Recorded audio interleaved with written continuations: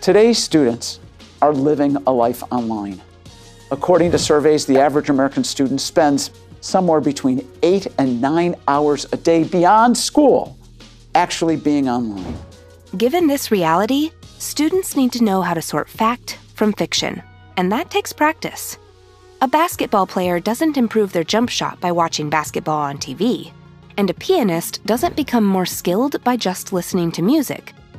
Similarly, your students will only become more skilled at finding trustworthy information on the internet by practicing with real sources.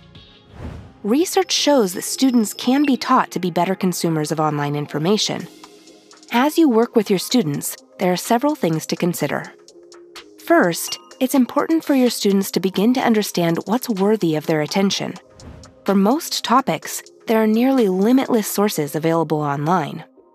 The careful user of the internet is like a master carpenter. A master carpenter says, measure twice, cut once. And similarly on the internet, check twice and delve deep once.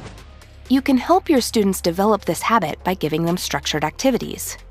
Use a variety of sources, ranging from low quality to high. Asking students to evaluate a range of sources will teach them to discern what's worthy of a deep dive. We want to avoid the impression that the internet is all bad, that you need to be skeptical about every single source. There are as many good and solid sources on the internet as there are fallacious sources. So to try to give students the impression that you can't trust anything on the internet, that's a deep, deep problem. The internet is the world's best fact checker at the same time as being the world's best bias confirmer.